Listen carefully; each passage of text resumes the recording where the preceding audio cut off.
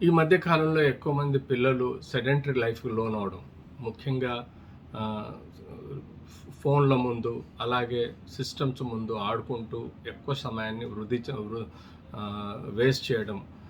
పిల్లల్లో ఎక్కువగా ఒబేసిటీ, మానసిక రుగ్మతలు, అంతేకాకుండా వాళ్ళకు ఒకలాంటి డైజెస్టివ్ ప్రాబ్లమ్స్, మానసిక ఒత్తిడి, డిపెండెన్సీ అంటే ఒక కంప్యూటర్ మీద గానీ, ఒక సెల్ ఫోను, ఐప్యాడ్‌ల మీద డిపెండెన్సీ రావడం.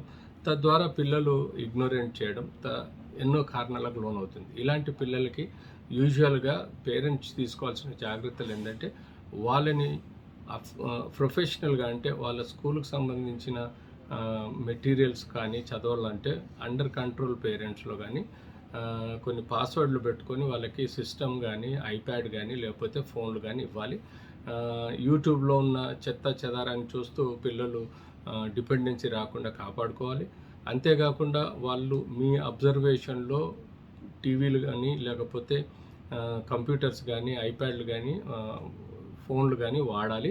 అంతేకాకుండా వాళ్ళని ప్రతి 2 అవర్స్‌కి ఒకసారి వాళ్ళని ఒక 15 నిమిషాల నుంచి 30 నిమిషాల వరకు ఫిజికల్ యాక్టివిటీ చేసే విధంగా సిస్టమ్స్ ఆఫ్ చేసి వాళ్ళని బయటికి పంపించాలి. ఫిజికల్ ఎక్సర్సైజెస్ చేస్తూ ఉండాలి.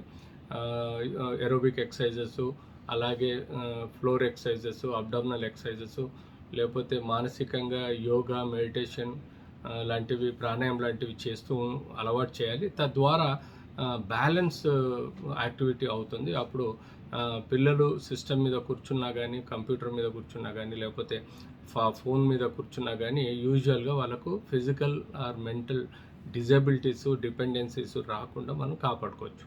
సో వాటికి తోడు వాళ్ళకి ఇచ్చే డైట్ కూడా వీలైనంత వరకు మనం గ్రీన్ సలాడ్స్, ఫైబర్ ఫుడ్ ఎక్కువగా ఇవ్వాలి.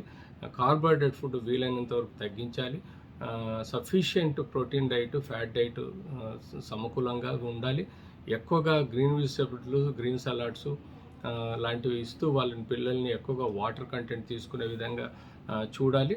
శుభ్రమైన వాటరు, ఫిల్టర్డ్ వాటర్ తాగేటట్టు చూడాలి. పిల్లలలో వీలైనంత వరకు గేమ్స్ ఏవైతే చురుకుగా క్యారమ్స్ కానీ, ఇండోర్ గేమ్స్ కానీ, లేకపోతే ఇంకా చెస్ కానీ లాంటి మెదడుకు మేతలాగా అలాంటి గేమ్స్, ఇండోర్ గేమ్స్ ఆడుకునేటట్టు చేస్తూ పిల్లల్ని వీలైనంత వరకు ఎంత వాడాలో అంత వాడే విధంగా, అంతకు మించి వాళ్ళు సెల్ ఫోన్లు కానీ, ఐప్యాడ్లు కానీ, సిస్టమ్స్ కానీ, టీవీస్ కానీ వాడకుండా, అలవాటు పడకుండా జాగ్రత్త తీసుకుంటే తప్పని పరిస్థితుల్లో మీ పిల్లల్ని మీరు ఆరోగ్యంగా ఉంచవచ్చు. లేకపోతే సర్టెన్ కాంప్లికేషన్స్ ఇందాక చెప్పినట్టుగా రావచ్చు.